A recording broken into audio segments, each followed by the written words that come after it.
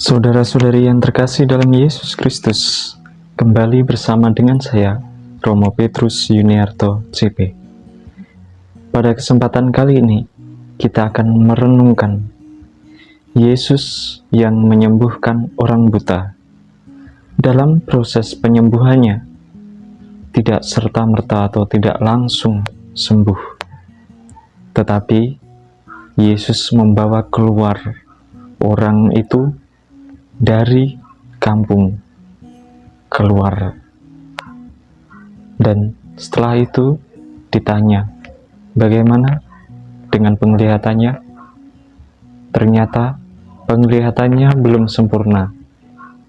Ia sudah dapat melihat cuma samar-samar. Dan sentuhan yang kedua, ia menjadi sembuh. Cerita tentang penyembuhan itu, kita mencoba melihat bagaimana Yesus membawa keluar. Tujuan membawa keluar dari perkampungan atau penduduk adalah tujuan untuk mendekatkan diri, supaya fokus komunikasi antara Yesus dan orang buta itu menjadi lebih intens, menjadi lebih dekat. Ini mengingatkan kita keluar dari suasana di mana ada orang lain yang mungkin mengganggu komunikasi kita dengan Tuhan. Seperti Abraham, ia keluar dari Ur Kasdim dan mengikuti kehendak Tuhan menuju ke tanah yang berjanji. Dan juga orang-orang Israel yang keluar dari Mesir dituntun oleh Musa, mereka keluar dari tanah Mesir. Serta bagaimana para murid dipanggil, dia memisahkan diri dari keluarganya, sehingga mereka semua keluar untuk mendekatkan diri kepada Tuhan.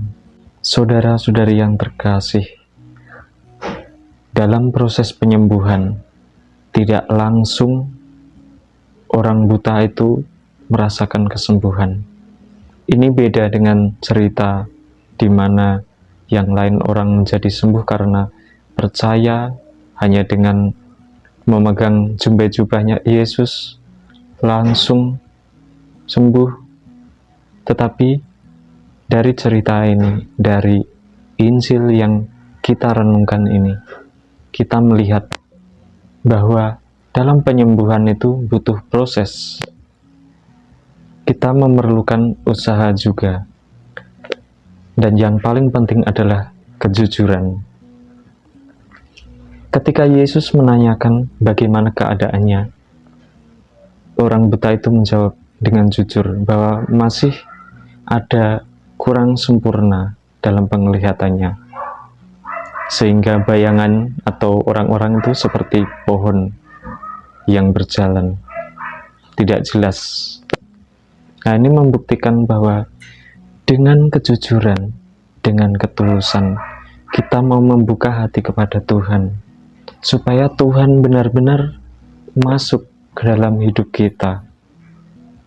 Ketika kita punya masalah, atau misalnya dalam rumah tangga ada pertengkaran, ya kita bawa ke dalam doa, kita mohonkan kepada Tuhan, dan lebih-lebih komunikasi kepada keluarga juga, dan berkomunikasi kepada Tuhan, supaya masalahnya itu menemukan jalan keluar.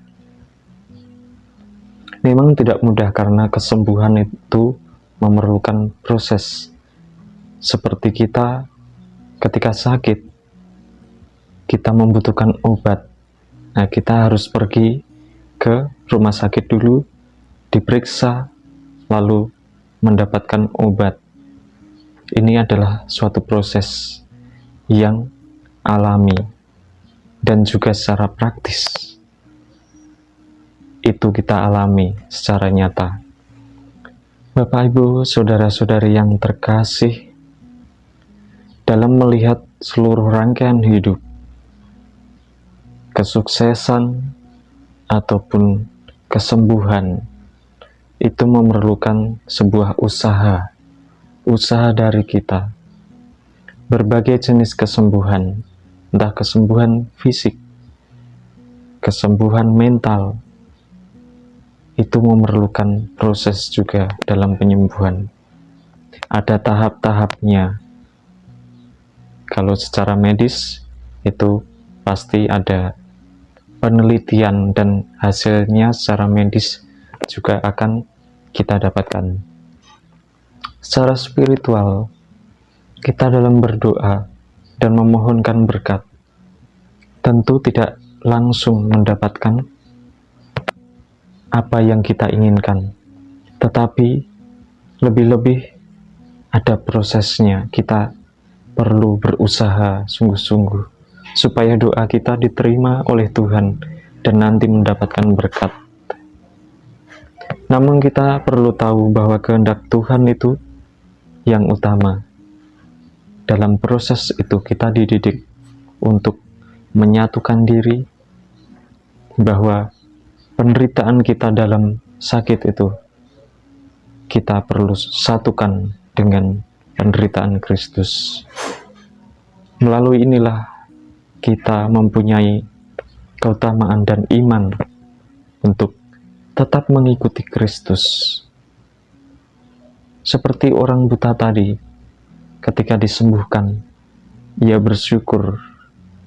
Tetapi sekali lagi Yesus memperingatkan, jangan kembali ke kampung, jangan kembali kepada keadaan yang benar-benar memisahkan kita dari kedekatan kita dengan Tuhan. Ini suatu peringatan yang memberikan kita gambaran untuk lebih dekat dengan Yesus sendiri. Bapak, Ibu, saudara-saudari yang terkasih, kiranya renungan hari ini memberikan rahmat bagi kita untuk terus berproses dalam usaha, dalam doa kita. Semoga selalu diberkati. Tuhan memberkati. Amin.